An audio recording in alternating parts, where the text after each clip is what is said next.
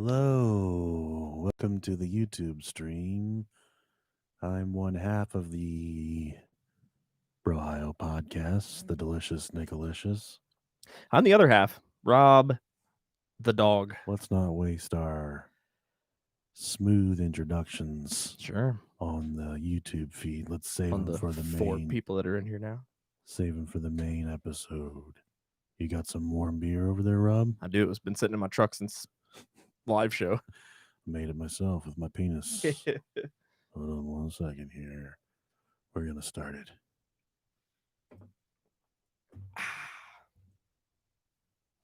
No, we're not gonna start it because I gotta do all the buttons.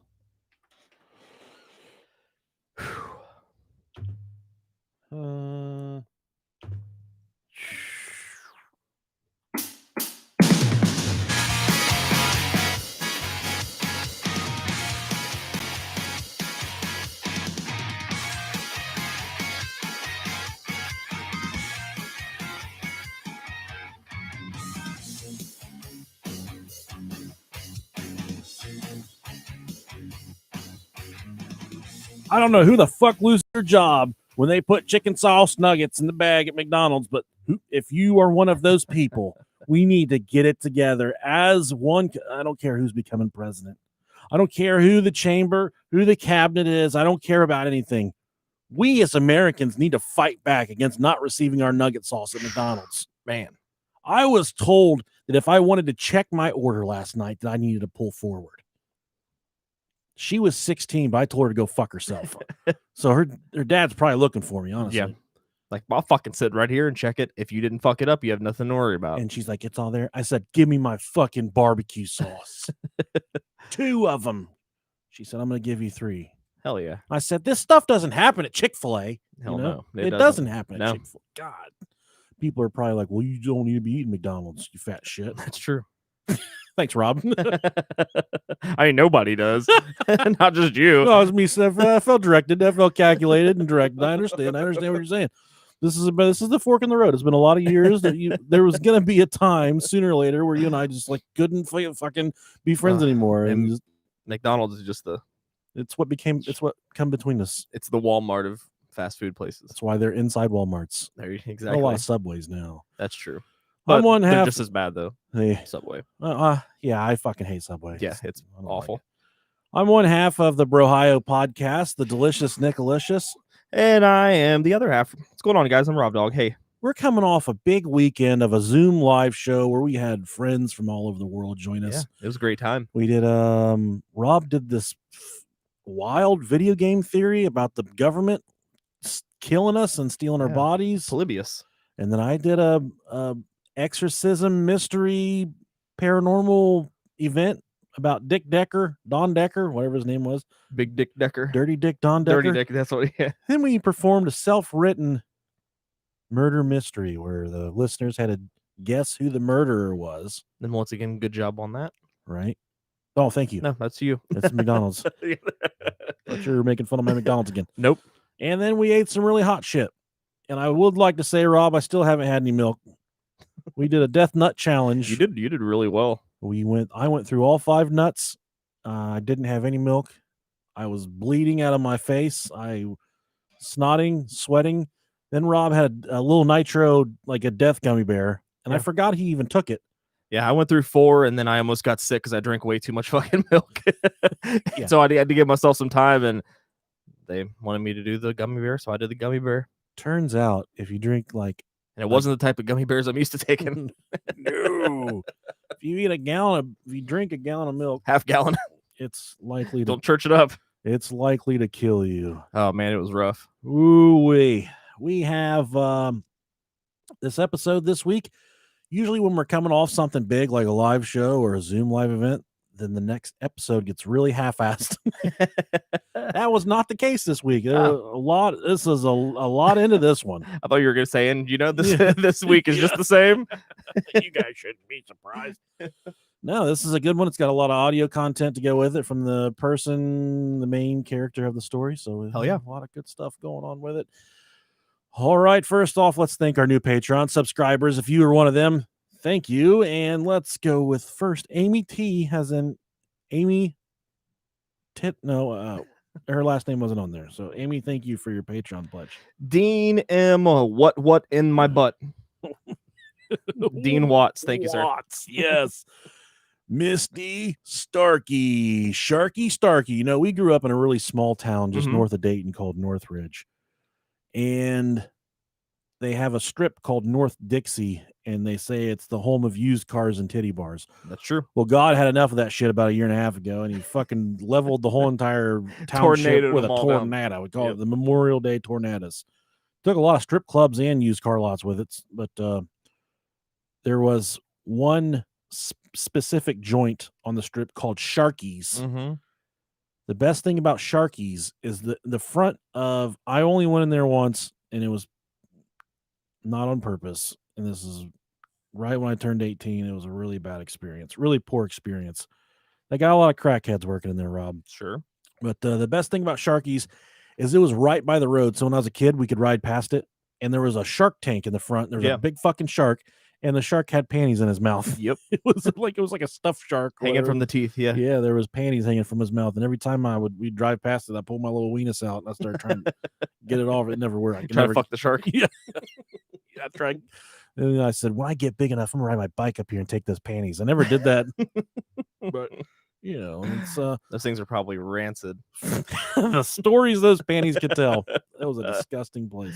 Oh shit. And last but not least, Jared Foley. Thank you, Foley. If you would like to have your name pleasured on the beginning of this episode, go to patreon.com/Bro Podcast. It's the gift that keeps on giving. Where you guys can, it's like, speaking of gifts that keep on giving, there's going to be one of those in this episode as well. Sweet. All right, let's talk about our funny newspaper article of the week that just came through about 30 seconds ago when Rob was walking through the door. All right, I'm ready. Well, before we go to that, how did your asshole transition the next day after eating on the hot nuts? I did not have a single problem. I had many, many problems. Yeah. My wife went and got me baby wipes that I was having so many, many, many problems. Well, I didn't have any spicy shits, I should say. My asshole exploded right when I walked through the door, but besides that, it was too quick. Unless your digestive tract is like a straight 12-inch shot, like straight down. There's no way it could. But I think mine was just from all the milk.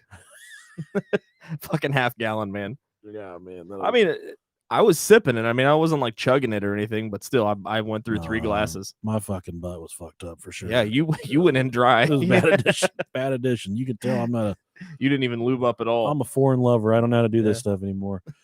7 people have died from drinking hand sanitizer after the party they ran out after the party they were at ran out of alcohol, according to reports out of Russia. Fucking Russia, of course. Oh, Russia. It's understood some 9 people began drinking the antiseptic wash, which is 69% methanol. Oh, okay. Man, that'll fuck you up right there. 2 men aged 27 and 59, as well as a 41-year-old woman, were the first to die. Wait, these fuckers were this old? I was going to expect them to be like 16, 17. When we get out of the alcohol, then we get out the real stuff.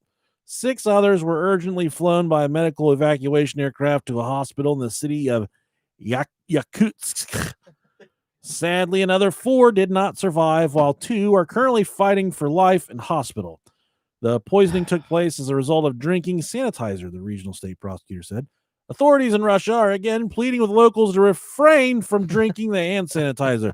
I tell you that I hear this from American Fox News. Donald Trump says you inject bleach. You drink and hand sanitizer and kill coronavirus. Yeah, there's no way there's a shortage of cheap vodka in Russia. Just think, if we drink much methanol, then we can fight a fucking bear. We wrestle bear. Works for Khabib. I saw a video the other day of a Russian. I thought that was all made up. The guy was legit wrestling a bear. No, I literally from Russia. I literally just saw a picture a couple minutes ago of Khabib when he was a little boy and he had a bear in a headlock. That's a bad motherfucker, dude. Yes, it's I mean that. I'm talking about that bear for even getting in the ring with Khabib. Exactly. A lot of people aren't huge UFC fans that listen to us, but I am. Are a lot that are. Rob's the biggest. Yeah. I'm about in the middle. Only sport I follow. But Khabib, man, that's a dude to watch. He's bad motherfucker. I hate him, but ever since he jumped the cage and tried to fight the entire crowd after the counter fight, it soured a lot of people. Yeah, but There's talks, man. His last fight, he said he was retiring, but supposedly he's yeah, talking it over with his family, and they're trying to make him and GSP his last fight. yeah. That's what his dad wanted. Ooh. Yeah, be His good dad one. wanted him. His dad wanted him to go 30-0, but his mom wanted him to quit after 29. Since his dad Wow. passed away, he told his mom he would never do another one. That's what a guy. Man. Speaking of heartache and despair, Oh yeah, Joe Burrow passed away yesterday. Well, his Pretty leg much. passed away. Yeah. And as a huge Bengals fan, you know what that means. He's such an awesome guy, though. He is, dude. It's a bummer to see that this organization, after years and years, hasn't learned from their mistakes, that they need to protect their fucking quarterbacks. I don't even fucking know anymore. Mike Brown, if you're listening on your fucking AM radio right now, he's the owner of the Bengals. He's like 145. He looks like Humpty Dumpty with erectile dysfunction is what that guy looks like. Fuck you, pal. Get a fucking line. Yeah, no kidding. All right. Well, we're going to go ahead and hop into this one because this is going to be a long one. Maybe not a long one, but there's a lot of content here. There's a lot of multimedia stuff to go along with it. Hell yeah. Perhaps I hope that you guys are completely ready for the List family murders. Sweet. I think that we're going to this is the cleanest mass murder that's ever taken place in the history of fucking America. Okay. That, in my opinion, this is a good one. So think about the picturesque life in your mind, what that would be like. A beautiful, albeit mostly drunk wife. Yeah, buddy. A stepdaughter. Yeah, buddy. And a few kids of your own. Okay. Oh, but man. Okay. It gets so much better. You're brilliant with a knack for crunching numbers, and you've been fast tracking your career because how well you do with cooking the books. How well you do with the books. You're making money hand over fist, unlike Rob Dog and I. What is there not to love about your life? For John List, like, List as in like the It List podcast. Sure. They're a brother podcast. Go check them out, the It List podcast. But John List, he had it all. He was a decorated military man that was finding his way in the civilian world quite easily. John List was born in Bay City, Michigan, and he was an only child to German-American strict-ass fucking dickhead parents. He said he was pretty close to his mom, but he said his dad was a fucking dictator. Yeah, and judging from the year he was born, their parents were born in the fucking 1800s, so yeah, he was. It was different times. for sure, different times. But he said his dad was an asshole, like just a Sure. loveless fucking prick. Yeah. He grew up in a very devout Lutheran home. Is Lutheran? Is that Catholic? No, that's Christian. Is it? Yeah. I wasn't sure. Pretty sure. I honestly didn't know. I might be wrong, but I'm pretty sure. Somebody will correct me is- here on YouTube if What is Lutheran? What is Lutheran? Is one of the most Protestant Protestant. is. Okay, I don't know. It's Christianity, I think. Yeah, sure. Whatever. Martin Luther King. He was a hell of a fucking guy. I'm all down for Lutheran. I like Martin Luther. So he had these strict ass parents. His father was a Sunday school teacher, and he would also follow in his footsteps. And John List, he would become a Sunday school teacher as well when he would get older. John was born in 1925. Yes, he's the subject of this episode. He was born in 1925. So he was entering adulthood right at the time of World War II. Talk about a fucking hitting the lottery on that one, buddy. Ouch. Much like other men at this time, he enlisted in the U.S. Army to serve his country during the World War.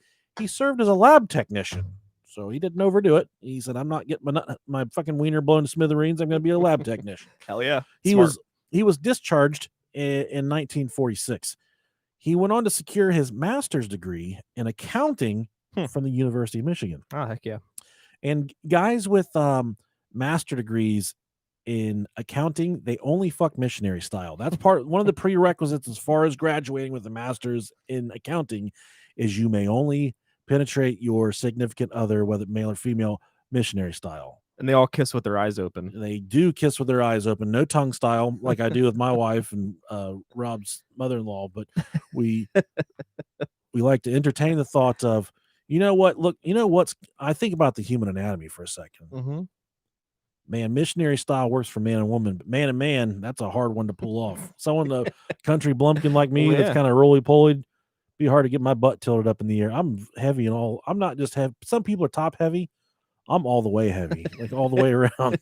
Whole body's heavy. There's no light part of my body. Like you could Yeah. cut my finger off and use it to hold down paper in like a windstorm. Just the thought of two guys fucking missionary is so funny. Just there's one getting his asshole fucked out while his little dick's just flopping around there. That's another hard one. Guys in the pornographies that can keep an erection during gay sex, more power to you guys, because that would be a hard one to do. Shit, man, the money they make, huh? Fuck, it may keep my dick hard. They probably money makes my dick hard. There you go. Yeah, he was commissioned as a second lieutenant through the ROTC program at the University Oh, of hell Michigan. yeah. And once he was done with college, which he probably didn't pay a fucking penny for because that's the way that works. When he was done with college, he went back into the military for the Korean War. It's double whammy. He got a little taste of the World War, and then he got a little taste of the Korean War. Couldn't get enough. Both incredibly nasty wars. Oh, that yeah. a lot of people died in. He was stationed in Fort Eustis, Virginia. I think that's how you pronounce that, Yeah. Eustis, where he would actually meet the woman he would eventually marry. Oh, Her name was Helen Morris Taylor. She had already met and married another man that was not John List, and she had even started a family with this man. When they brought their, they started a family by bringing their daughter Brenda into the world. okay. Unfortunately, her husband was killed in battle in the Korean War. So here she is, kind of a widow at this point. John worked to help pick up the broken pieces.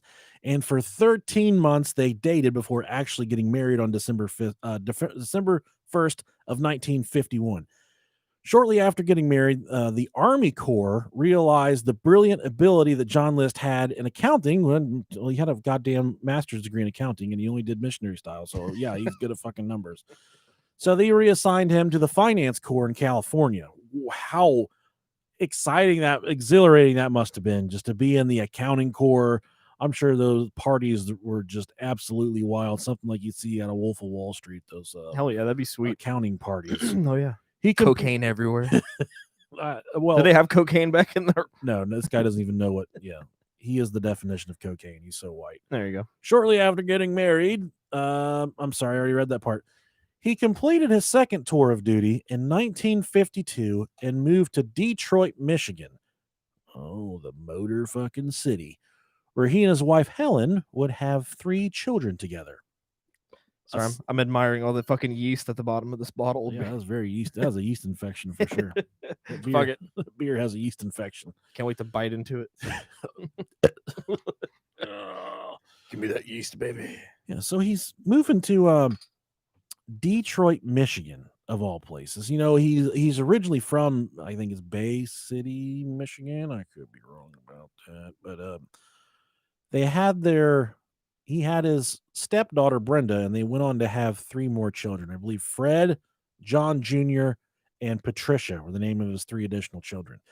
As the years passed, John would switch jobs several times, and I wrote here that it wasn't due to being fired, that he was just being offered better positions. But as further I got into the research, I discovered that yes, he was getting fired from all these different jobs, but he had such a good resume and such a strong things backing his career that he was getting even better jobs even every time he got fired. So Hell yeah, man. Good for him. he'd get fired and he'd go to the next place like, look, I'm applying for CEO. And they'd be like, you got it, dude. But then all these places were like, this guy's fucking retarded. And they would fire him.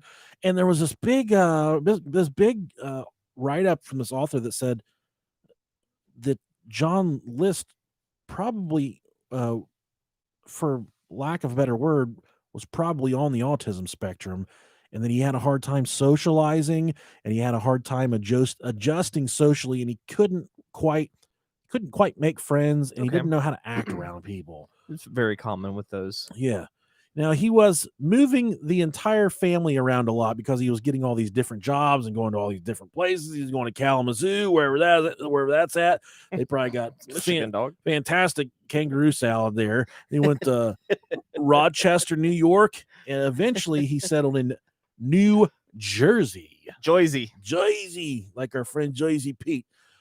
but he was getting paid at all these fucking jobs. It wasn't like the family was suffering.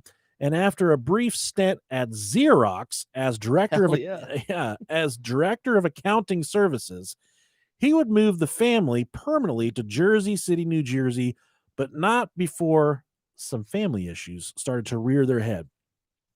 And I just want to set the table right now of how deeply devout and entrenched this man was in his religion. His entire life revolved around serving God and doing exactly what God desired. There was no other rule besides the Bible for this fucking dude. His kids were taught that that's the way they're supposed to live, and that's exactly how he wanted his family to live. And if they weren't doing exactly what the word of God asked him to do, live by the book, die by the book, then he was getting pretty pissed off. He was not a happy camper, much like his father, who was a devout Lutheran as well. Strong followers of Martin Luther King as a Lutheran. I don't think that's right at all. It works. Okay. So they did start to have some family issues. It was becoming quite apparent that Helen, his wife, was a raging fucking alcoholic. She was a drunk. Rob looked at her picture. He said, "God damn, that bitch has got a lazy eye." And I said, "Rob, you're going to find out why she has a lazy eye, because she was always fucking drunk." But there was another reason. I want to be that fucking drunk where my one eye just doesn't even work. It's droopy like an old fucking wiener. Yeah. So he was, I think that he was having a lot of problems with getting her to conform to his religious views. Okay. But she was just staying slobbered all the time. And eventually gets to the point where it was more than that just alcohol. That just link up for this. Yeah, I know. And I was like, oh shit, are we recording? Yeah, I want to fucking suck the wiener right now. I got the backup recording, so we'd have been okay. That's true. We'd have been just fine. But his stepdaughter, Brenda. So his wife had a daughter when they married. Okay. Brenda. She said she'd had enough of this fucking shit. She had enough of how strict John was, and she was tired of her mom always being drunk. So she found a man, and she got married, and she left the house, which is kind of, it was kind of tough on the family. Good for her, that.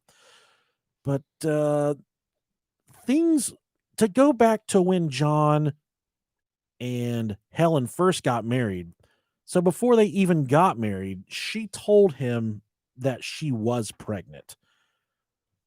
Turns out, shortly after the wedding, she confirmed to him that she was not actually pregnant, and that he felt like he had been tricked into marrying her because the only reason he jumped into marriage is because he found out that she was pregnant.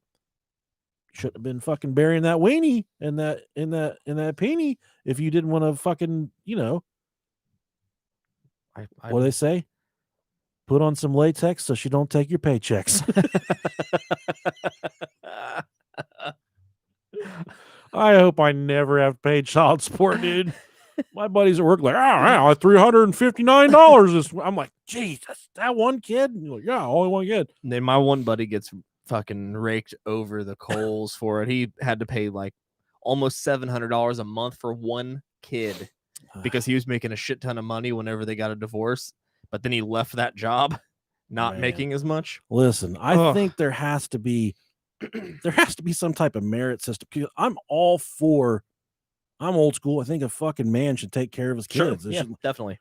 The kind of the new thing. Look, we both take care of the kid. Well, that's a completely cool thing as well. But I think for someone just to be like, here's my $500 a paycheck, I take care of my kid. That's not taking care of a kid. Taking care of a kid is showing a kid how to grow up, how to be a fucking socially acceptable human, how to function in the real world. Being a dad isn't just throwing $400 or $500 a week at a kid. Very true. And man, I wish everyone was a good parent, man. The whole system is wrong on every end. Yeah, I hate seeing kids with shitty parents. That hurts me more than anything because I may talk like I don't like kids. Here. Yeah, here we are. Here we are. I think every kid should have a good home. Every kid and every puppy should have a good fucking home. Especially puppies. Especially, yeah. Some kids don't deserve it because I've hung out with some kids before. Yeah, that some kids suck. They didn't deserve a good home. That's unfortunately how it works. In 1965, he took a position as a vice president and comptroller. I don't know what a comptroller is. At a bank in New Jersey City. In Jersey City, New Jersey. They would move into Breeze Knoll, and that's going to be a word you're going to hear a lot now. Breeze Knoll. That was the name of their 19-room Victorian mansion at 431 Hillside Avenue in Westfield. So the fact that he's got his, are you looking up comptroller? Comptroller in the United States is a high-level executive that oversees the accounting tasks and financial reporting procedures of organizations. That sounds pretty. So just a fancy word for an accountant.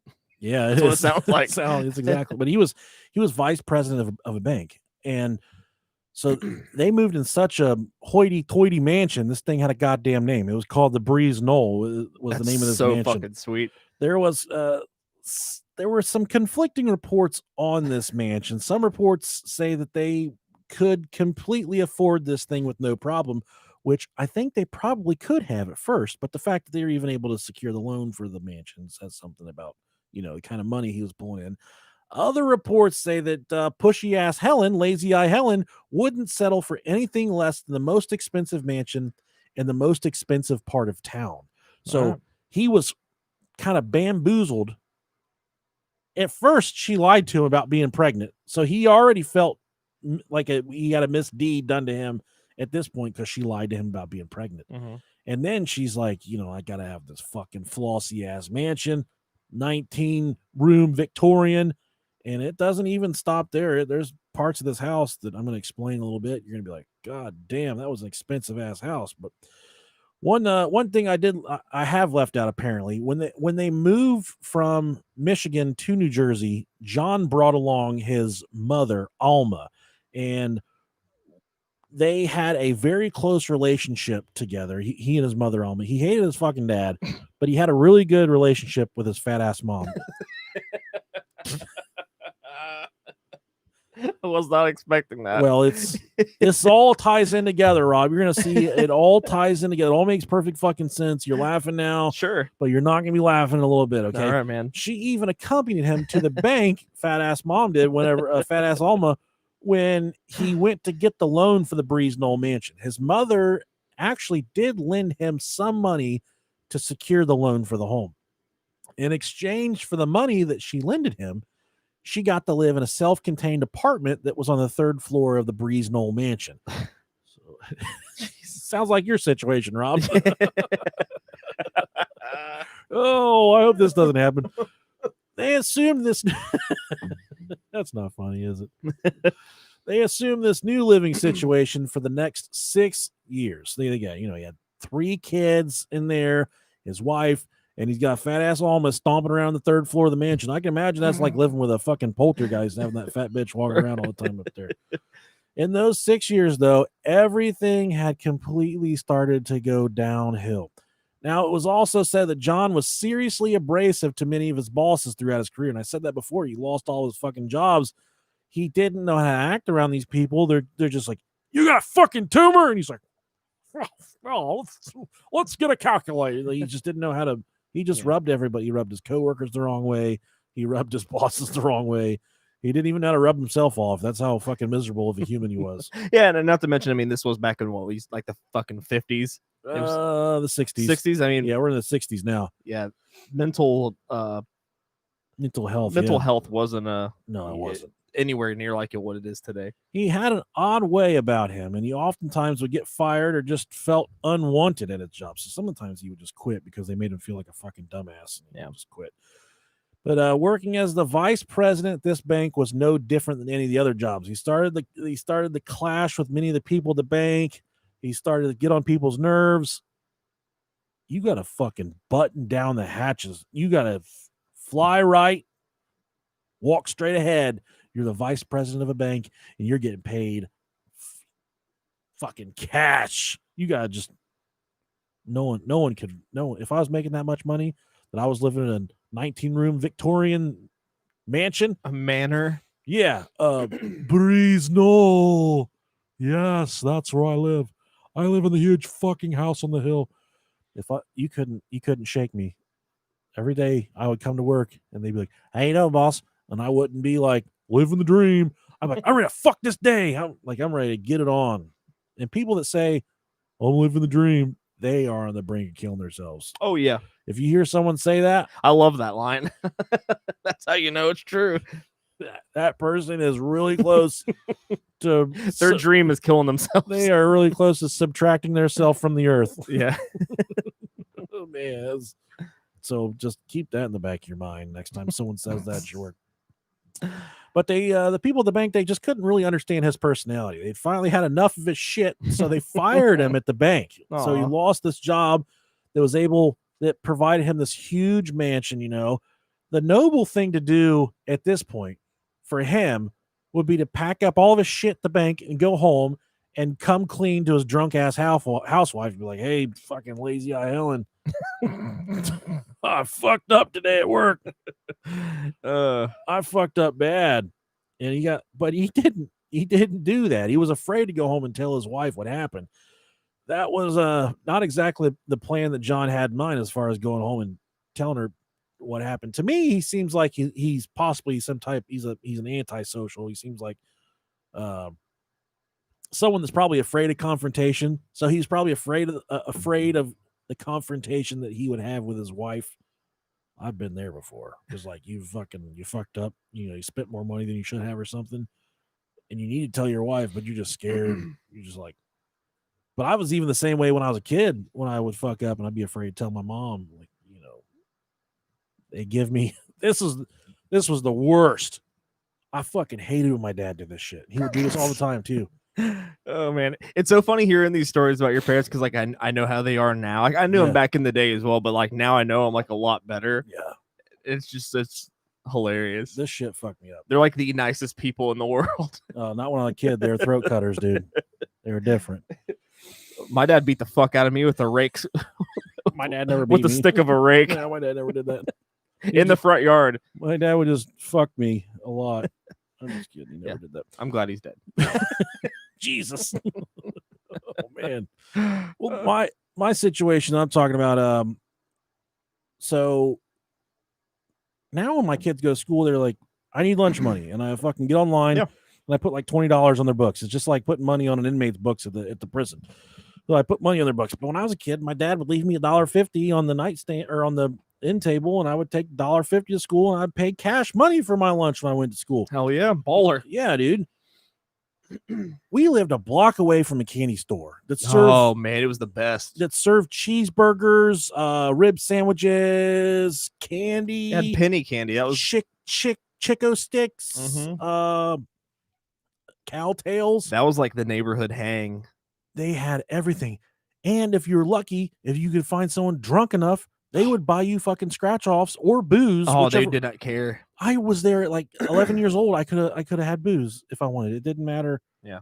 But it was called first it was called Bill's, but then it was called Bud's Corner Market. Yeah. So my dad would do this fucking shit where he would leave a $10 bill on the table. Mm-hmm. I got 5 days of school. Lunch is about $2 a day.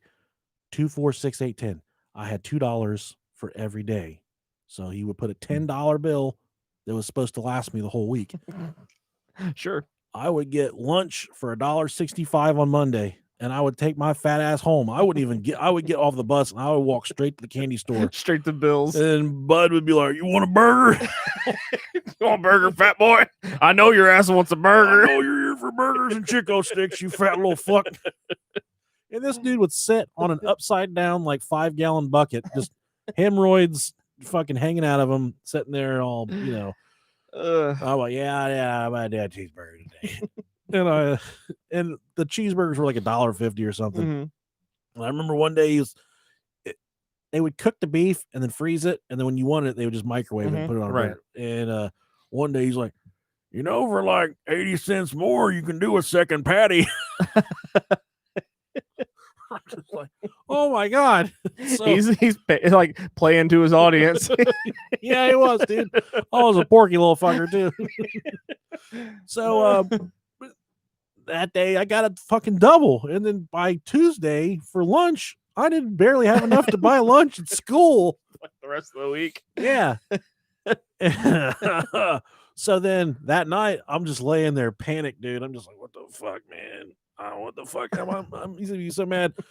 So like 11 o'clock after my parents went to sleep, I climbed down out of my bed.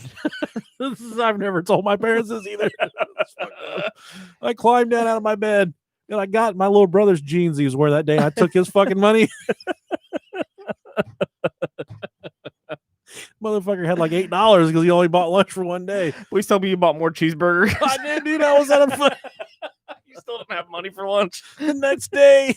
I got chicken sandwich at school. Oh, and then I got off the bus and I bought another double decker. He's like, "You want a second patty again today?" I'll just put fucking like $5 up on me. Yeah, buddy. Yeah, pack it on there, bud. We're gonna get a pouch of the Big League Chew today too. I got a little extra. Man. I mowed some lawns. It's fucking February. I mowed some lawns. Got some extra money. My dad's gonna call me and be like, "You're fucking stealing lunch money, your brother." And I remember my little brother got in trouble too. He's like, "I don't know where I went." He's like, "Maybe someone stole it out of my pants." And then my mom's like, "Who would steal it out of your pants?" My fat ass did. But we went back to the $2 a day schedule after that. We kept on dismissing, losing all his money, $10 at a time. You started going hungry at school. Yeah, he said, "You fat fucks." Well, he said pretty much me, "You fat fuck, you're gonna get $2 a day. That's all you're getting." What a sad story. Oh, that's so funny. What a hardworking man. He he didn't frown at all. He just said, here's some more money.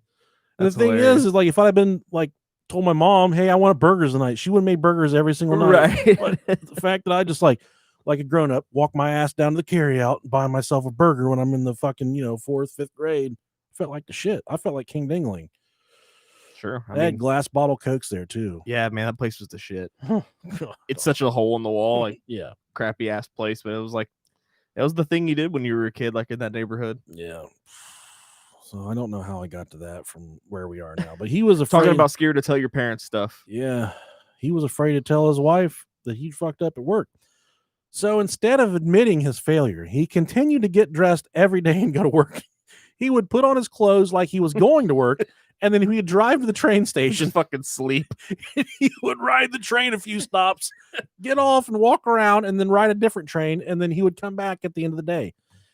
And I don't know if this guy listens to the podcast or not. I think he and his wife are past this, but they're dear good friends of the family. But he lost his job, and he was afraid to tell his wife. Mm-hmm. This motherfucker was going to the library, like the local library, every day. He would just sit on the computer at the library because he didn't know where to go. And he didn't want to tell her he lost his job. I hope he doesn't listen. I'm not saying his name, but every day he would just go to the library and chill. And my wife told me about it. I said, "What the fuck? He's gonna get fucking murdered. So it's better just to come clean about these types of things, Man. It's a it sucks. I mean, how long are you gonna do that until you're like, "Hey, you didn't get paid this week, honey"? Oh shit, I guess I gotta talk to HR. Yeah, I'm pretty sure that last check was the last one. The last one we got, that's the last What? paycheck. What have you been doing for the past 2 weeks? Oh, I got a job at the library as a volunteer. I'm a stay-at-home son now. Eventually, he was able to secure another job, albeit this was a much, much lower paying job than he was accustomed to as a vice president of a bank. But he lost that low paying job almost immediately. This continued to happen over and over and over. He kept on taking these low paying jobs. Mhm. He'd get fired. He'd take a low paying job. He would get fired. Obviously, the money he was making was not able to keep up with the lifestyle that he'd created for his wife and his family. Right. Eventually, he started skimming money from his mom's account. She had quite a nut of cash, and he was skimming money from her to help keep the house from going into foreclosure. About time for her to earn her keep. Yeah, it was. Come down here, you fat bitch. By 1971, he was practically completely bankrupt. Oh, that sucks. This was only 6 years after they moved into the Breeze Knoll mansion. Wow. And here's our first snippet of audio of John List. God, look at that cross eye. Holy shit. Yeah, his wife had a really lazy eye. She was trashed. She's ripped right there. But in this interview, he's in his 80s, I believe. So just keep that in mind. This isn't what he sounded like his God, look at entire those life. kids. I was sort of beaten down, from the failures that I had. And I was ashamed to let anybody know. He would get. So he said he was bummed out from all like just letting his family down. That's why he was afraid to tell them. He was just like the failures. He just didn't want to tell them. I about it. completely He was- sympathize with that. It's It sucks to let your entire family down, dude. it's like a humiliating thing. It is because you're supposed to be the one. Yeah. And but devout Lutherans believe that poverty itself is absolutely a sin, and it presented a deep moral crisis for John List because morally and religiously he couldn't go on welfare. It was too humiliating, and it wasn't the aspect of going on welfare wasn't like sinful. His father had created such an environment inside his brain growing up that you must always take care of your family. And if you don't take care of your family, you will be shunned from the world. You will never, ever amount to anything if you can't take care of your family. So in the back of his mind, he's hearing his dad, like, if you can't take care of your fucking family, you're not even worth being alive. You shouldn't even be around anymore. But by this time, when he lost his job, he had 3 teenagers in the house. Much like today's day and age, the kids started becoming interested in things that weren't necessarily things that John were interested in himself. So right now I hear songs coming from my preteens room, and I'm just like, that is the dumbest fucking shit I've ever heard in my life. And kids are just into shit that we're not into, and it's gonna. There's some whores in this house. There's some whores in this house. Like that, some of that, yeah, Some WAP. yeah, whop, whop. There is no WAP being played in my preteen's bedroom. I promise you that.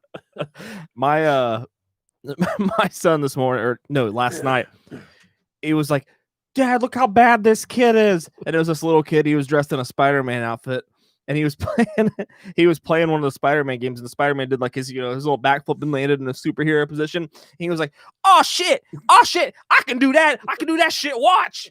It was like a little 5-year-old kid, and he did a backflip and landed it in a superhero Jesus. position. And he was like, see, I did that shit. And I was like, beat that kid's ass. Yeah, dude, you can't let your kids run wild like that.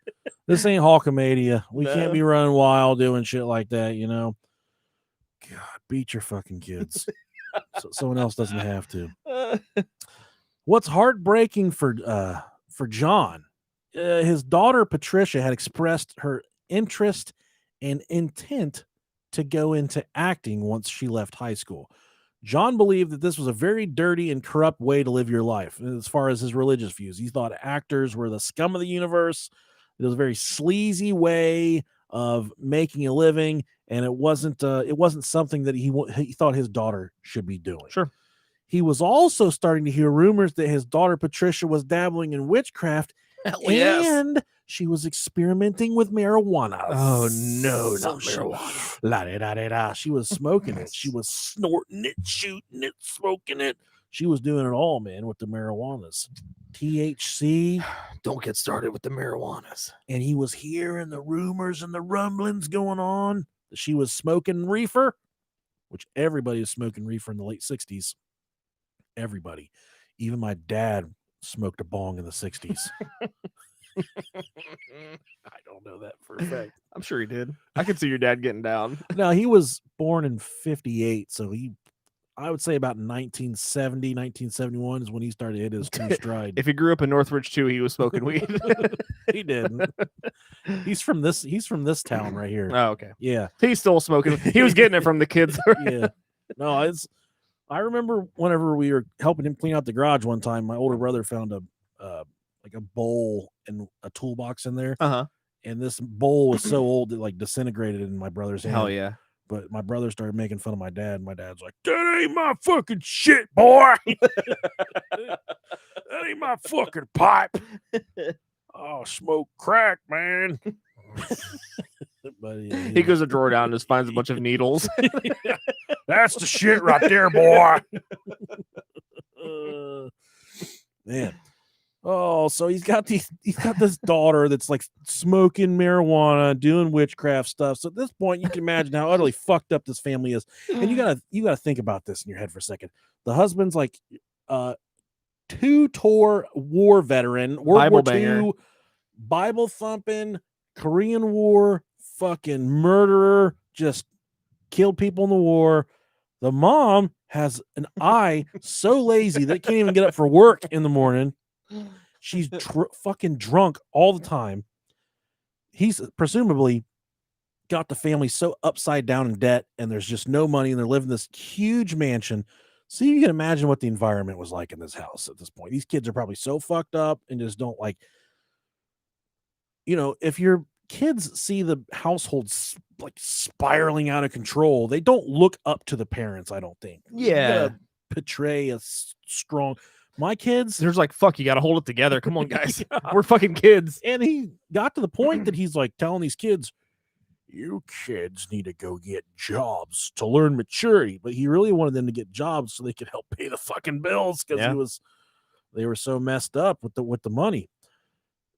While things were obviously going bad and for John and his children, things were about to get even worse for Lazy Eye Helen. Since moving into the mansion, she had hidden the fact that she was suffering from blackout migraines and passing out. Yeah, no. And from looks of the picture, she was definitely fucking blacking out. She hit her head a couple times. She had a migraine for sure. Her health altogether was deteriorating at an exceptionally fast rate. She had many of these health complications from John on top of being a raging fucking drunk. Mhm. She's got all these health complications that are just compacting on top of all of it.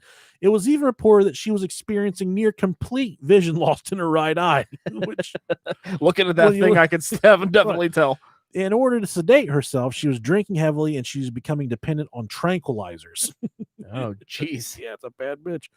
Apparently, before her first husband died in the Korean War, he gave her a little parting gift. And what do I mean by a parting gift? In the winter of 1968 through 1969, tests revealed that she had contracted syphilis. Oh, no. Oh, How did she get that? It had reached the stage of tertiary syphilis, which I looked up tertiary syphilis. Is that where you fuck a turkey? No, yeah, it's a turducken. It's different. Okay. This tertiary syphilis, these fucking people's faces were falling off and shit. Apparently, when you get syphilis, There's different strains of syphilis? apparently there is. If you don't catch syphilis soon enough and just let it go, it turns into this. Your fucking eye goes lazy, because that's why her eye was so messed up and lazy, and she looked like a catfish because she had syphilis. Like a hammerhead shark. It was like tertiary syphilis. It turned into their faces start to fall off, dude. That's how What the wild. fuck? That's how bad syphilis can get. If you've had syphilis that bad, send us an email, brohiopodcast.com. If your face has ever fallen off from syphilis, we want to hear from you. And yeah, I did look up the pictures. It's quite disgusting. It takes many years for syphilis to rear its head after you have contracted it. So okay. she got the syphilis from her husband that was in the Korean War, and it didn't start to show itself until many, I guess, 15, 20. Fucked one of them little Korean boys. Right, exactly. He said, I like you. Oh, God, what's the fucking, it's an Asian little boy joke. Oh, God. It's so bad. I can't remember. Even if I could remember it, it would be too bad to say it. I'll remember it and tell you when we're done. Okay. Now, to save herself the embarrassment, she stopped going to church. Some Okay. believe this was due to her mental instability, but Sure. some believe that it was to save herself I guess, he lost his job and they were kind of losing all their money. She was just embarrassed to go to church, live in the fanciest house on the block. Yeah. And at this point, John would not put his mind to rest. He has a daughter dabbling in witchcraft and injecting marijuanas. His wife is living off tranquilizers and Bud Ice. I presume she was drinking Bud Ice. Anyone with an eye that looks like it's doing 50-pound curls is definitely drinking Bud Ice. He has presumably lost every penny to his name, and bankruptcy is completely inevitable. But being a deep man of faith, John just cannot fathom the thought of the family being dependent on welfare and charity. One thing that John did think about was taking his own life, but this is what he had to say about that. Okay. I felt that if you committed suicide, you would automatically go to hell. Right. And that's what he believed in his faith. How fucking stimulating does he sound? So he's, like I said, he's really old in this interview, but that's John List himself. He's not alive now, but Something interesting that someone that I kind of been talking to on the YouTube comments here just said, they said, my super Mormon coworker showed me your podcast. Hell yeah, that's awesome. yeah. Wait till we do one day we're gonna do an episode about the Mormon cartel battle going on in northern Mexico. It is a wild one, dude. They're fucking killing each other down there. It's great. It's super. Why are there Mormons in northern Mexico? Bro Ohio will have the answer for that. Hell yeah. Yeah. So, and that's what he had to say about, he presumed that if you kill yourself, you automatically go to hell. Yeah, and I think that's pretty much the narrative. Yeah, it's the ultimate sin in his eyes. So, John, being the thinker that he was, meticulously, and he was OCD down to the core, man.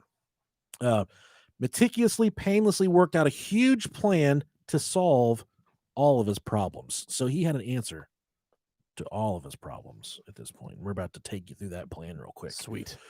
On the morning of November 9th, 1971, the children had made their way to school much like they did every other day. Nothing was out of the normal that day. I had just gotten myself so convinced that this was what I had to do that I was going to go through with the whole program. And what was that program, you ask? Well, Helen woke up and she came downstairs for her morning coffee.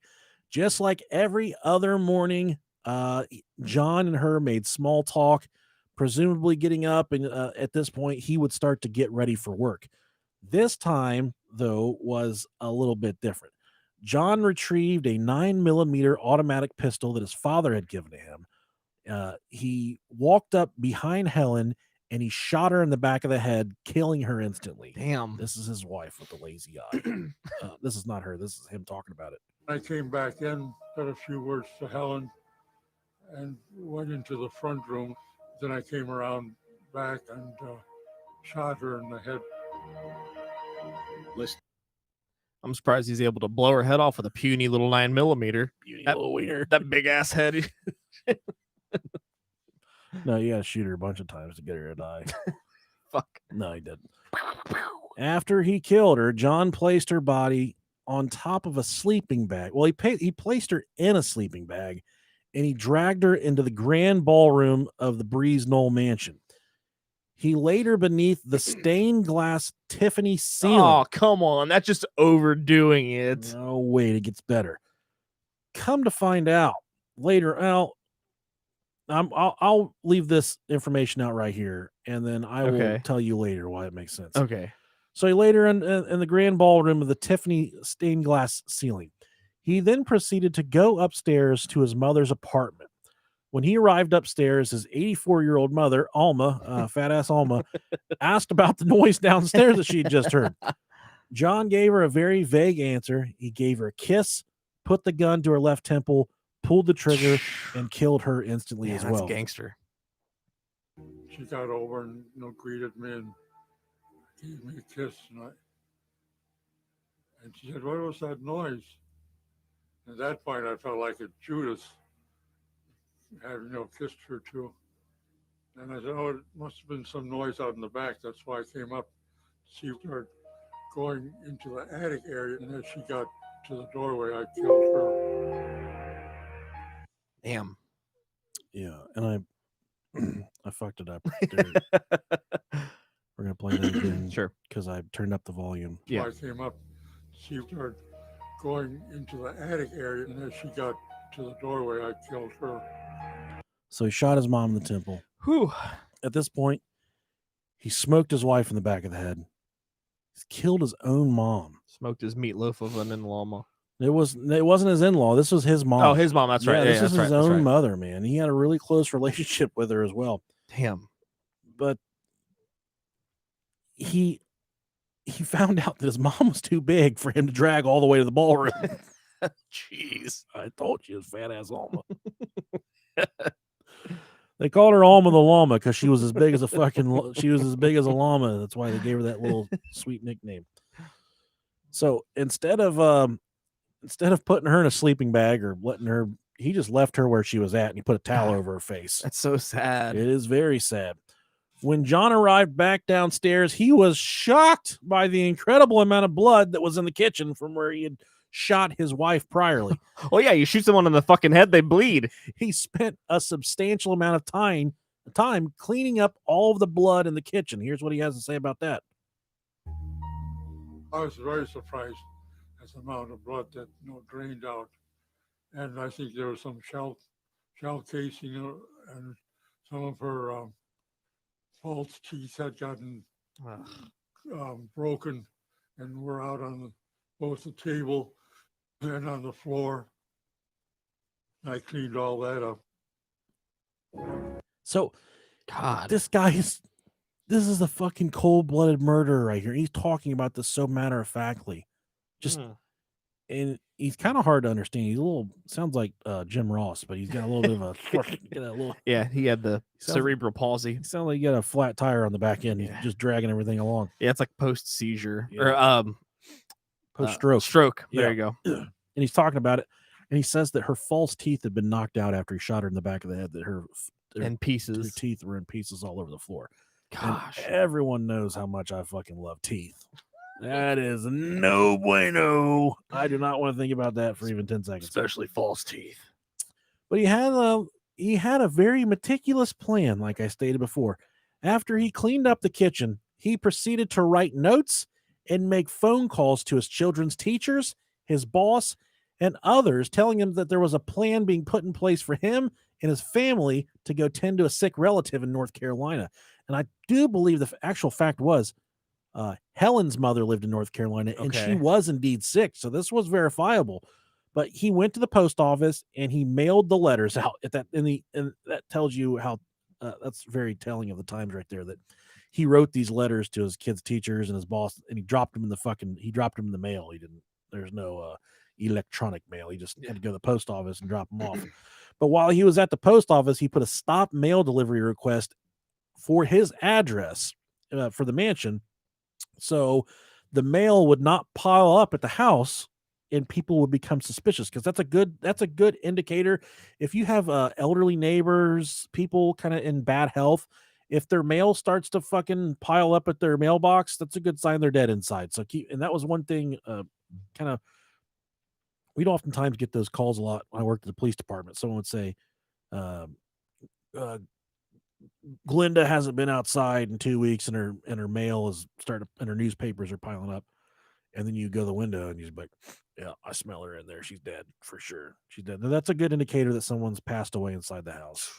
That, and if there's a dead body inside, that's a really good indicator that somebody's passed away in the house. As well. Yeah, that's usually a good.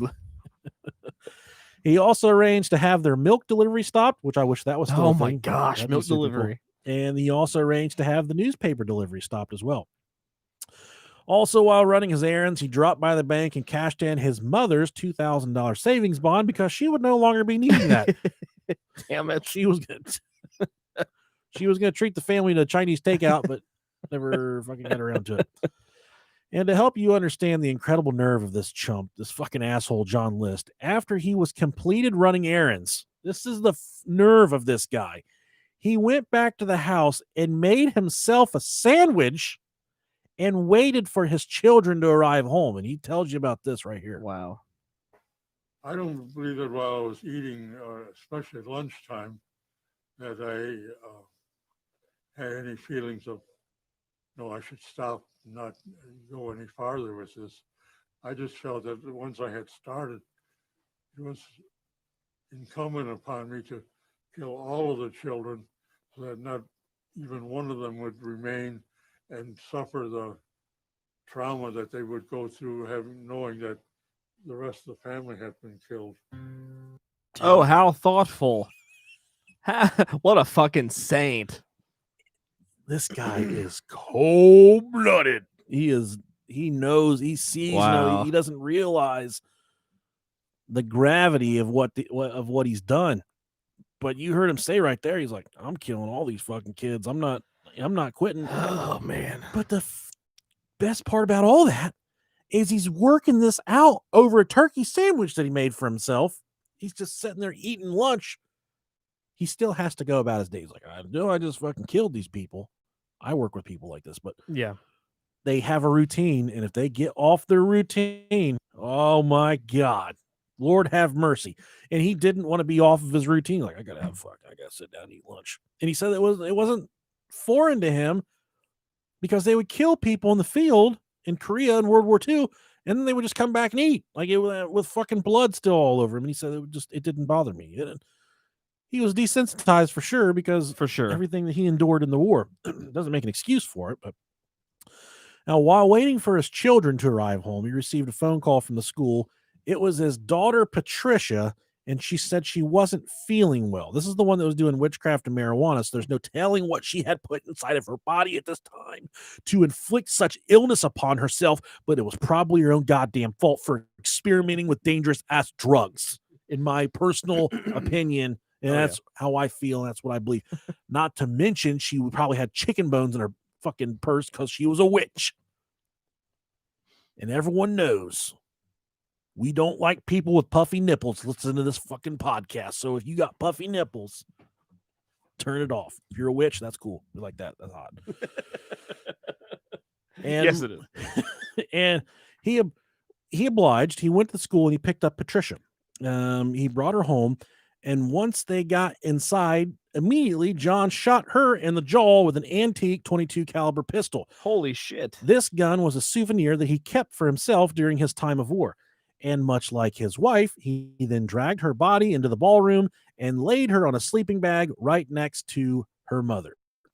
The next child to arrive home was Fred. Fred was about to be dead. As soon as Fred arrived home, Damn it. As soon as Fred arrived home, his father, John, shot him in the head as well and laid his body next to his sister's body, Patricia, on top of a sleeping bag as well. So they had a lot of sleeping bags. That's one thing that I don't know.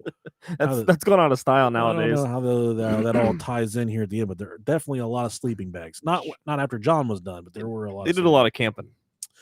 His son, John Jr., and this is where it gets fucking bad, dude. His son, John Jr., had a soccer game at school that day. John Sr., the one we're talking about, actually drove to the field, watched his son play in his last soccer game, cheering him on the entire time. He said that John was even playing a very good game that day. After the game, he gave John Jr. a ride home. Once they got inside, John Sr. shot John Jr. in the back of the skull.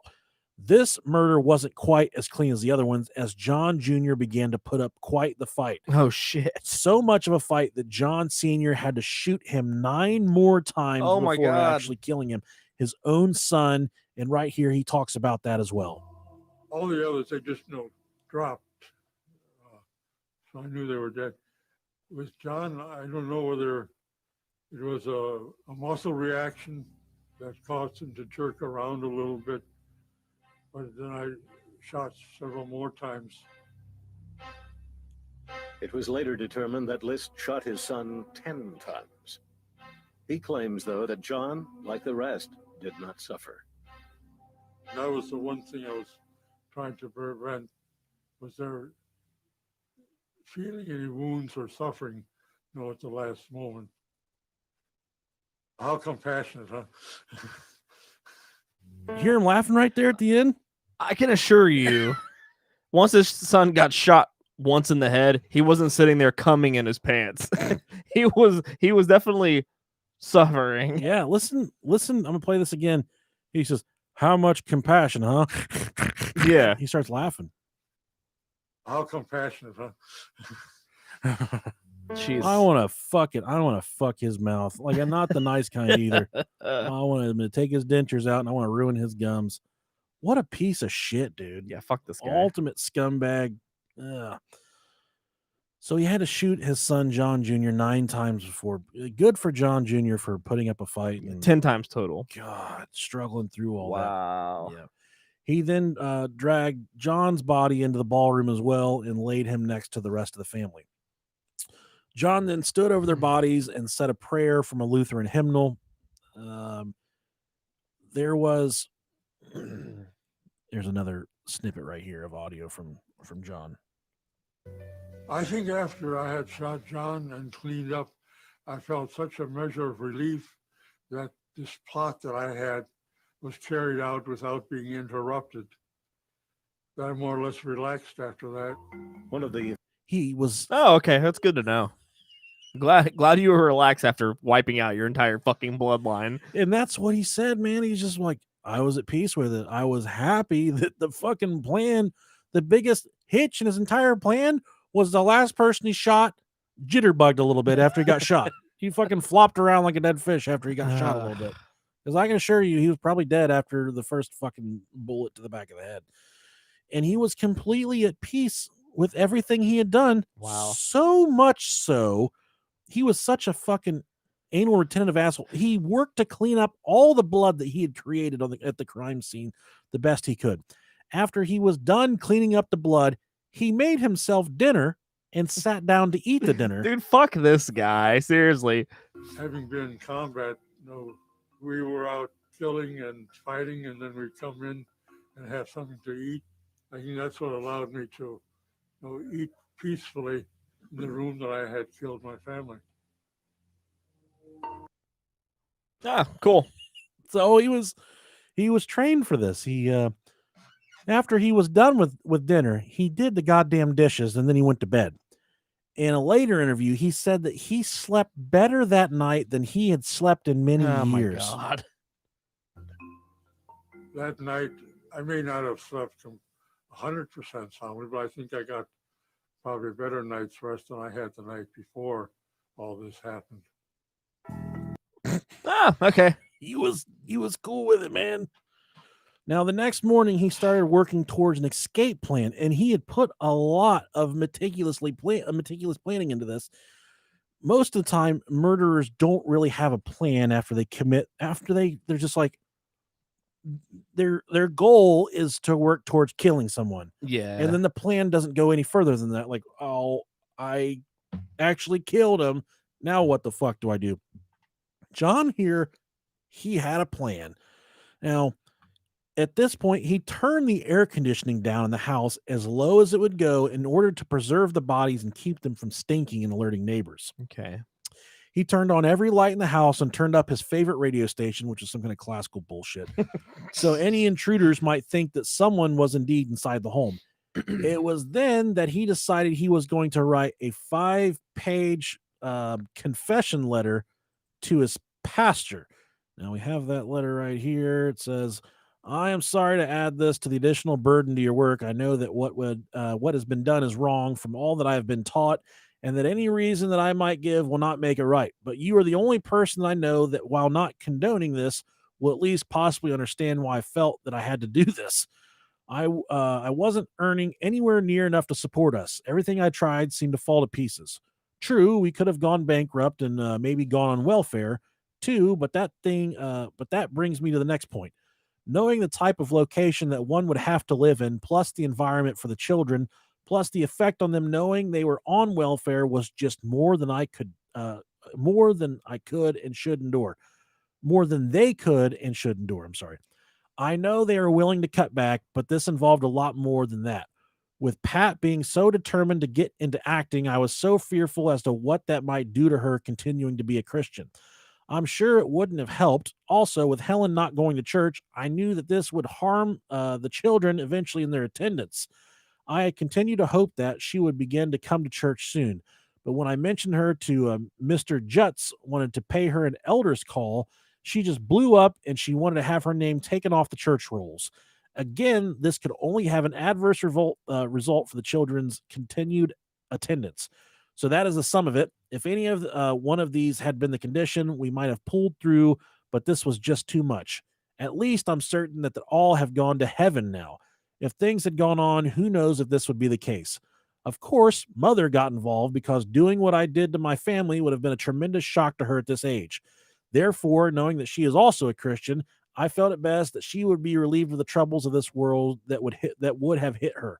After it was all over, I said some prayers for them all from the hymn book. That was the least that I could do. Now for the final arrangements. Helen and the children have all agreed that they would prefer to be cremated. Please see to it that the costs are kept low. For Mother, she has a plot at the Frankenmuth Church. These are all the arrangements. I don't need to read all that.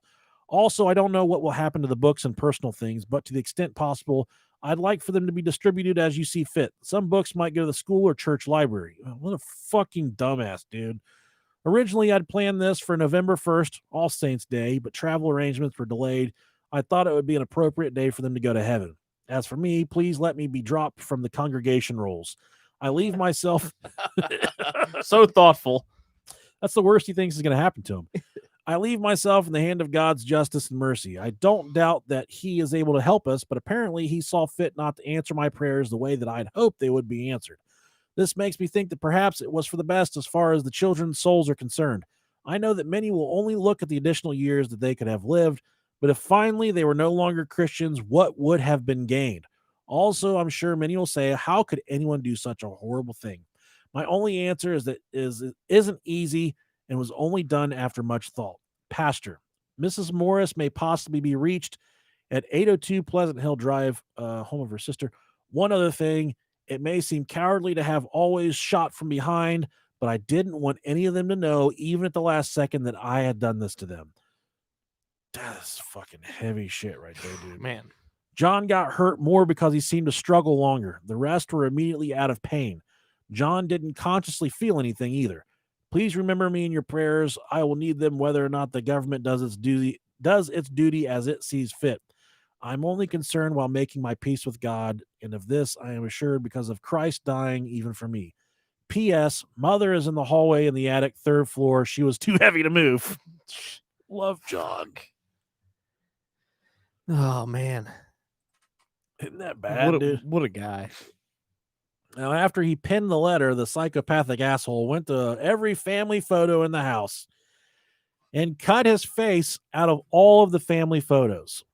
Now, at first, I thought this was some kind of symbolic thing of his way of removing himself from the family for good, but that's not the case. This was Okay. before social media, before surveillance cameras, all that. By doing this, if and when the police ever arrived to the residence, they would have no fucking idea what he looked like. They didn't have friends. They didn't socialize. No one had pictures or videos of him. They never got out. They never did anything. There would be no record of what he looked like. Because even back then, you didn't get your picture on your driver's license. You just got your driver's license with your name on it. Oh, shit. Yeah. So he was taking away the ability to enhance the investigation. He was completely impeding the police by they would have no idea what he looked like. So he cut his face out of every single family picture in the house. Yeah.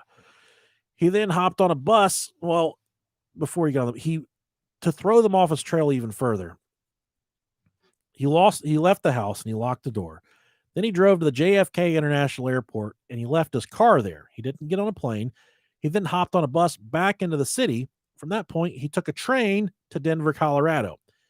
He went and stayed in a motel and he created a new name for himself, Robert Clark. He even applied for a new social security card, which he got. Oh, shit.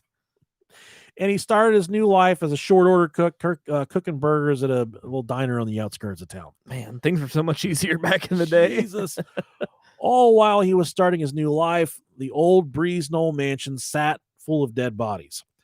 All the lights were on in the house, giving the idea and the illusion that it was full of life. But the neighbors started to grow suspicious. Why?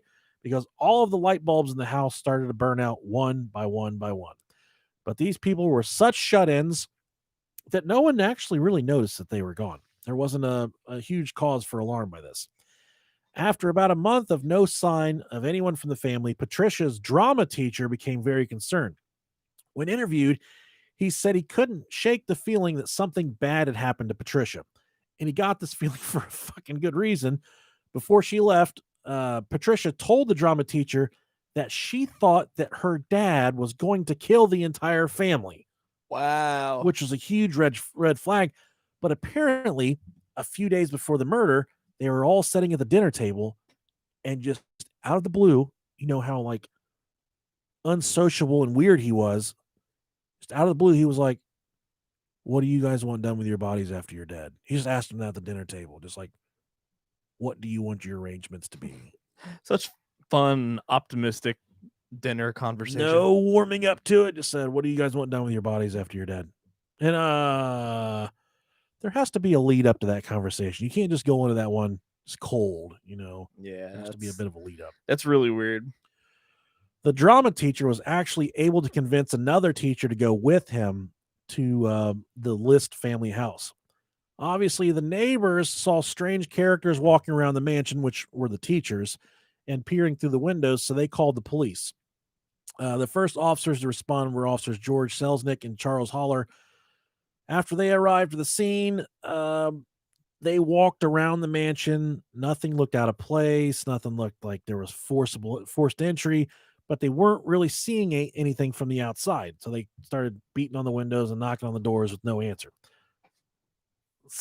This is where it gets a little unlawful, kind of gray area, but apparently some neighbors that were walking around the house as well found an open window, and they alerted the police and said, hey, we found an open window, because the police didn't have probable cause. Yeah, to just go in. Yes. So after much, and that's even in the police report, the neighbors kind of pushed them along, said, you have to go check out, you have to go through this window. So after much encouragement from the neighbors, the two police officers went inside the mansion. They climbed through the quote unquote unlocked window. The officers noted that the house was almost completely pitch black inside, and the air inside was absolutely frigid, unlike Rob's mother-in-law. Not frigid. The most sorry. The most eerie part for the officers, it sounded like there was funeral music playing loudly inside the home, but it was actually just that crusty ass classical music that John liked to listen to. Once they got to the ballroom, there was a curtain separating them from the bodies. Once they drew the curtain back, they were greeted with the overwhelming smell of decomposing bodies. Laid neatly on sleeping bags, the entire family except for John. The officers continued to search the residence, finding the confession letter, the guns used, and directions to Fat Alma upstairs. Immediately, they put out a bolo or a be on the lookout for John List. At this point, he had already hopped a fucking train, hopped a bus, not got on a plane, made it look like he was on a plane, and he was in Denver, Colorado. This, and I kind of skimmed over it quickly. What is happening right here is a month after he actually killed these people. A month after he actually killed them. His car was quickly discovered at JFK Airport, but there were no records of him flying anywhere. Their only lead at this point was completely dead, and the only lead was the car in the parking lot of JFK International Airport. They had no idea where this man went. The August following the murders, so I think the murders happened in November. The following August, the vacant mansion burned to the ground in what investigators believe was an arson attack. So somebody burnt the mansion down. And this is where I started to make the reference to the stained glass ceiling. Mm-hmm. After the fire, it was discovered that the stained glass ceiling was autographed and signed by Louis Comfort Tiffany himself, the owner of Tiffany Jewelry, and that that specific antique would have fetched close to $1 million in money, our money today. I think like 200,000 back then, 200,000 back then. But it would have brought close to between 600,000 to $1 million in our money now, which would have solved all of his money issues at the time. Ouch. And he didn't know that the fucking ceiling, with the pieces of the ceiling, were signed by Louis Comfort Tiffany himself. Like I said, John at this point was long fucking gone, never to be seen or heard from again. The police had zero to go off of, and zero. They were just fumbling through the dark, man. It was becoming a cold case. And I told you in the beginning of the episode, this was the cleanest mass murder that I've ever seen pulled off. This guy got a month head start killing his entire family by pulling the milk, pulling the newspaper, doing the mail hold, making everyone know that they were going to be out of town for an extended period of time. He completely set the table. He did a good job. Yeah, I hate to say it, but yeah. Yeah, I hate to pat him on the back, but he did Good do a job. good job. They tried to keep it in the public eye, but it was just a dying attempt at this point. They tried to put it on Unsolved Mysteries, which was refused as well. The case grew cold for almost 18 years. Finally, in 1989, there was a new show that was coming out called America's Most Wanted Yeah, buddy. with John Walsh. Uh-huh. Captain Frank Bronca of the Union County Prosecutor's Office thought this would be the perfect opportunity to get this case to a larger audience. And this was in hopes of securing a new lead at this point. The thing was, they pitched it. They pitched it to America's Most Wanted, and the show turned them down because usually in America's Most Wanted, they have some little bit of information.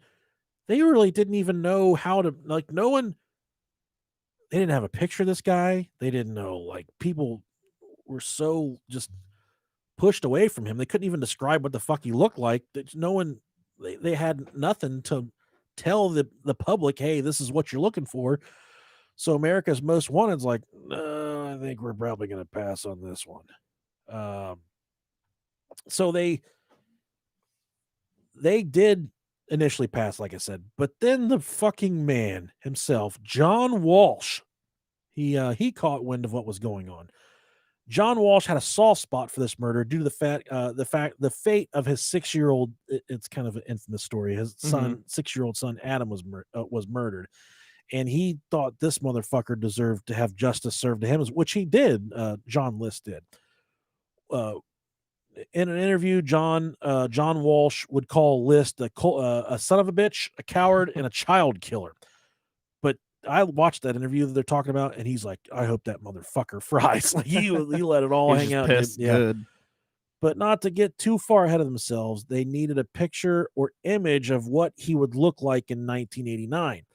John Walsh tapped his friend Frank Bender, a forensic sculptor, to create an age-progressed sculpture of what John would look like in 1989. They called it a bust. I never heard it called that before. Yeah. But they wanted to create a bust of what John List would look like in 1989. They utilized standard facial recognition Richard Walter to get a detailed psychological profile of John List. He went as far as getting pictures of John List's parents to see how their faces had aged and compared them to what he thought John would look like at the age. Well, he would be like in his 60s at this point. So this fucking guy, he takes the pictures of the parents and he's totally going off of what people said he looked like. I'm sorry, I'm trying to.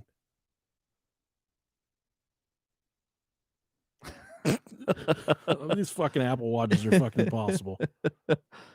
Okay, sorry. He's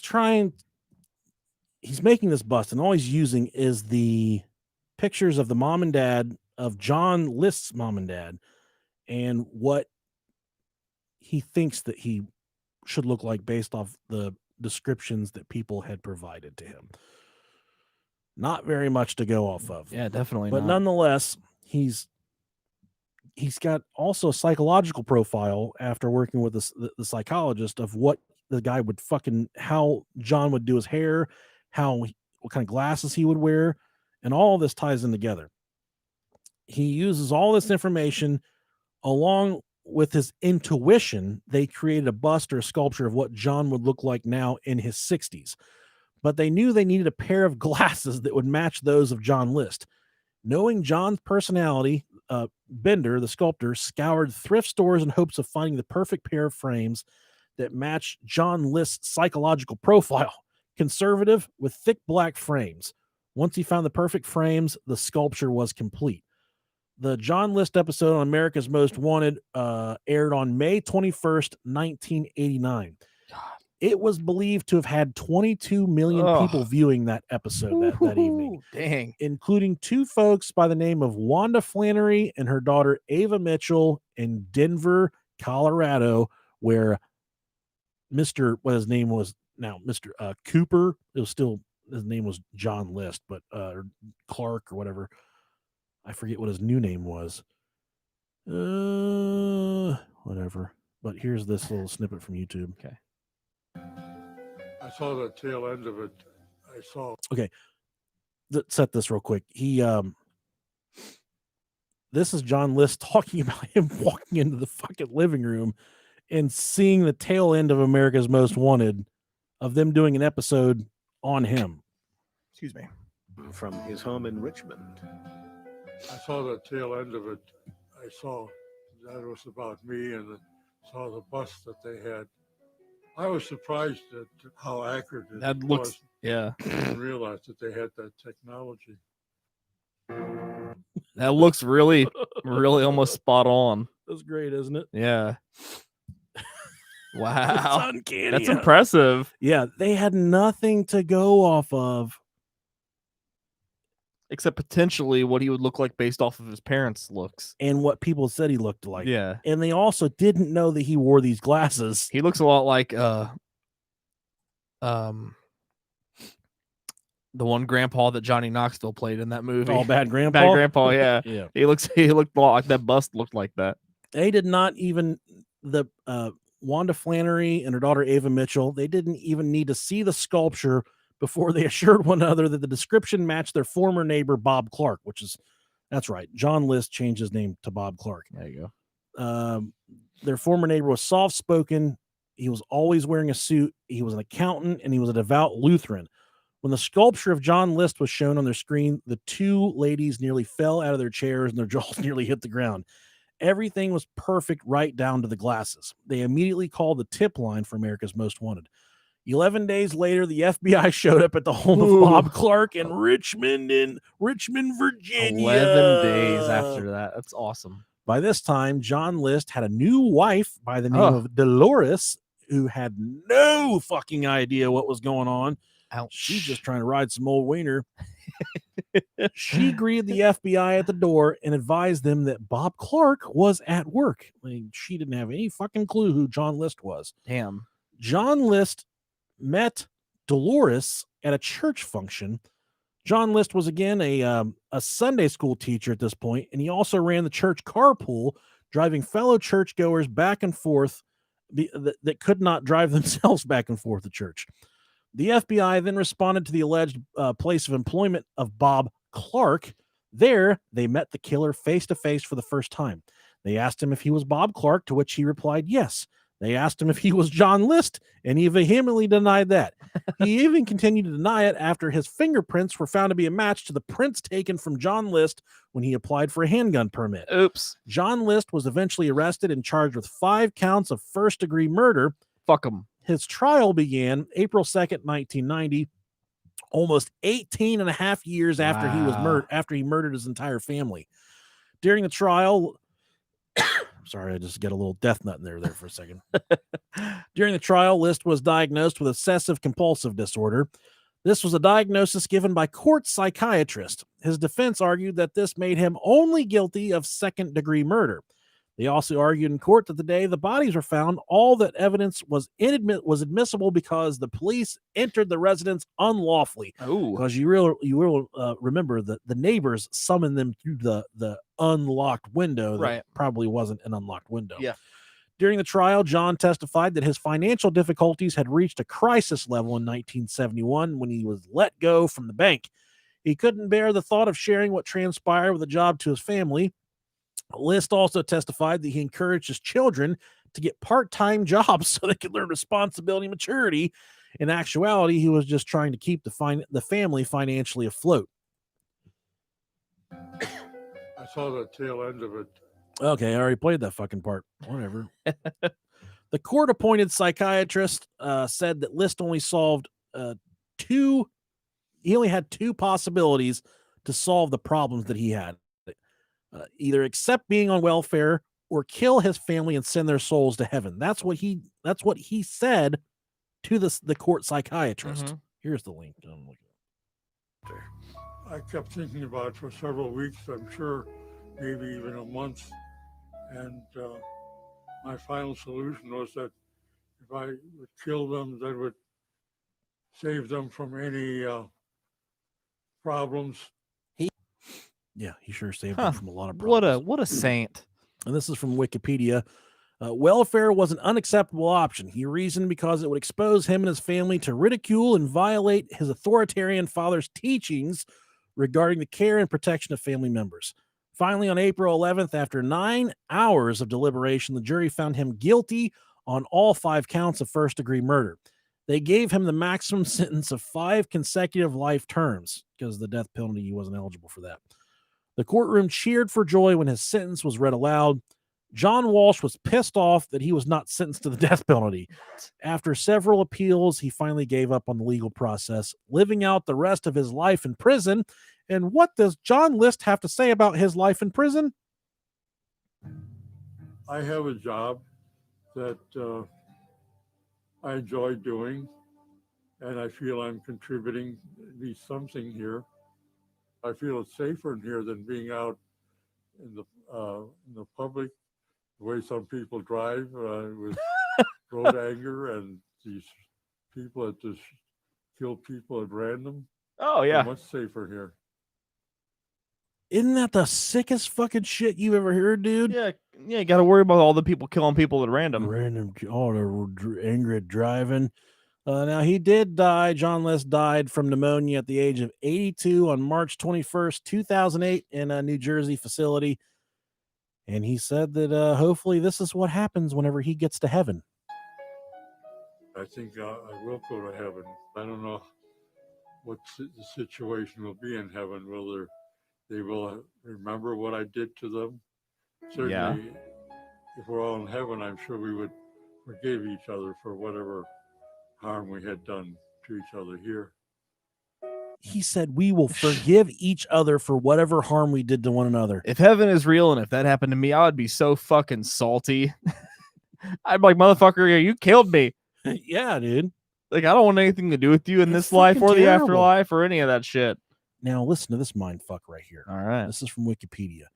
In 1972, List was proposed as a suspect in the D.B. Cooper air piracy case because of the timing of his disappearance Oh, okay. 2 weeks prior to his airline the airline hijacking. Multiple matches to the hijacker's description and the reasoning that a quote fugitive accused of mass murder has nothing to lose. Another factor that made List a suspect was that Cooper demanded $200,000, which would have been enough to amortize the mortgage of Breeze Knoll and List's other debts.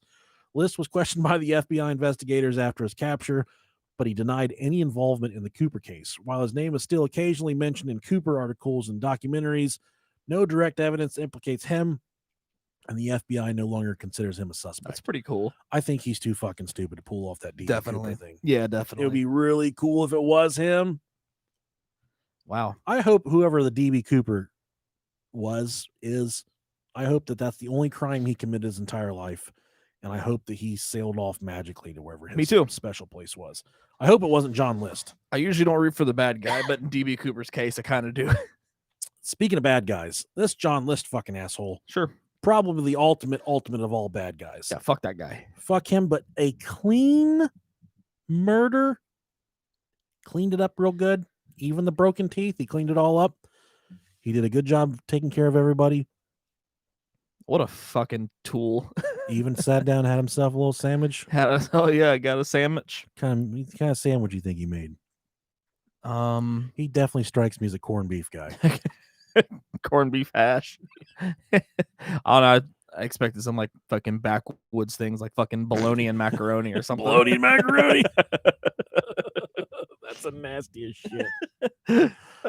Bananas and ketchup. My wife sometimes she'll get a wild hair. She'll eat peanut butter, banana, and mayonnaise sandwiches. See, peanut butter and banana I fucks with, but Yeah. mayonnaise I can't do it. Nah. Listen, I don't know if I told you about this, but I started doing this a few weeks ago.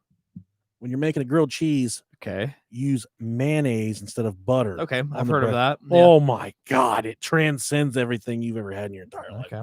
It's incredible. You got to try it. It's worth one shot, Rob. Okay. Sure. So what do you think of the John List family murders? Fuck him. I'm glad he's dead. Hopefully Patricia got all the marijuana she wanted. And if there was a heaven, I hope his parents or I hope his kids booted him. Yeah. All right. Well, thanks for joining us on this episode of the Brohio Podcast. As Thank you. always, I'm one half of the amazing gay duo of the Cream Spot, aka Delicious Nicolicious. And I am the left nut of the nut sack. I am Rob Dog. And this guy over here on the right is nice Bill Wilkins, and he's 73 years old, and he died in his own shit. Thanks for joining us on this special episode. Thank you very much. We love you guys We're very, gonna- very much. We're going to break all the records in the entire world of podcasting with this episode. We're gonna make love to every one of you. Tell them the good news. I fucking love you. Here we go. Just in time for me to about piss my pants. Bye, YouTubes. Oh, okay. I forgot about that. Probably never turned them off. See you guys. Bye.